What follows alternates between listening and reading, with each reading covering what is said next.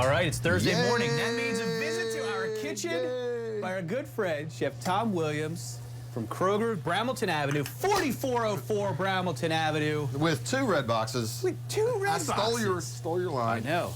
It's good, though. Yeah. A and B. Ooh, melting butter. Nothing smells better. You got a lot of stuff on the stove over here, Sure my friend. do, man. I got water going for pasta. I'm going to put a little zucchini in here. I'm making a pretty famous dish, Pasta Primavera. Love it. From it's credited to Le Cirque restaurant in New York.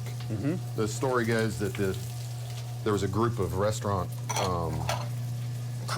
reviewers in town, and they told the proprietor of Le Cirque that they were coming over there for dinner, and instead of pulling out all the big guns, you know, the veal and all that stuff, he said, "I'll make a simple pasta dish." And Pasta Primavera was born. The rest is history. Yeah. So what we're doing right here is the recipe I posted online is more geared towards developing this dish tableside while people are watching. Okay. So it's going to talk about blanching stuff. I'm not going to do that today. I'm just going to cook it right in the skillet. You know, we have 4 minutes to fill up. Right. There's no need to be quick and fast. It's David Kimball from Kimball's Tax Service. That's right. Yay. He'll be on in just a second. Yeah. Yay.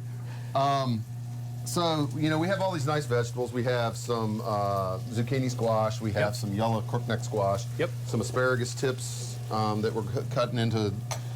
Everything's all similar in size. And we're just going to keep adding this to the dish and cooking that. And while that's going on, we have some heavy cream that I've heated up, and I'm going to add some freshly grated Parmesan cheese to this, and that's going to be the base for the sauce.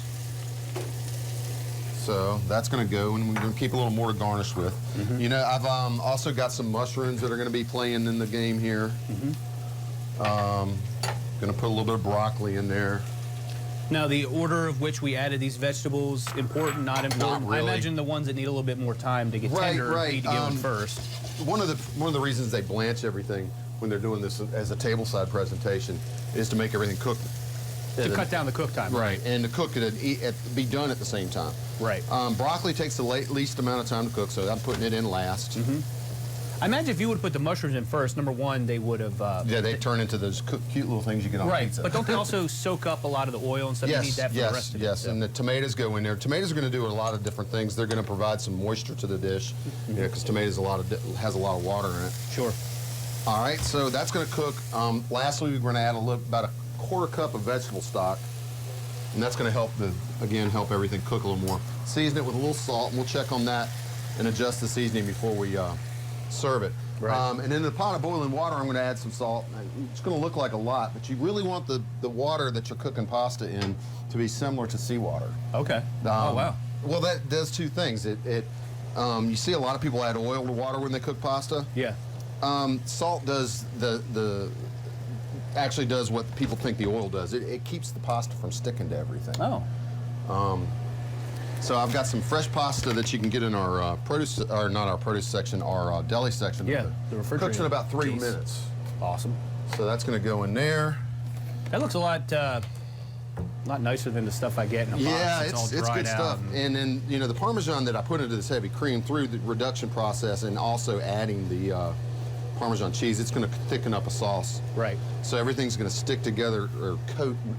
Let's say coat instead of stick together. All right, well, Nicely hey, we have about 30 seconds left. Let's talk a little bit about the heat, though, that you have the sauce going on. Okay, I I've got imagine it that can on burn pretty well if you I've had got it that too on high. about a medium heat. Okay. The pasta's going to take, like I said, 3 or 4 minutes from a boil. And lastly, and so as not to burn, you can use fresh mince. We have this nice garlic paste that we sell in our produce section.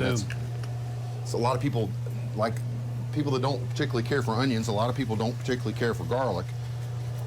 This is one way to incorporate the garlic into the sauce and that, the by the dish. way, buying it in the tube like that, it's packed with the same flavor. Oh, it's gosh, it yes. takes seconds instead Well, of the dish minutes calls to for 4 cloves of garlic, and I put... Yeah, exactly. So anyway, everything's cooking along nicely. It sure is. After the break, we'll combine everything and toss it and serve it, and it'll be just fantastic. Excellent. And a quick reminder, we will have this recipe on our website, fox2127.com, under the morning menu tab. A little bit later on this morning. It smells unbelievable out here. I know it's going to taste unbelievable as well.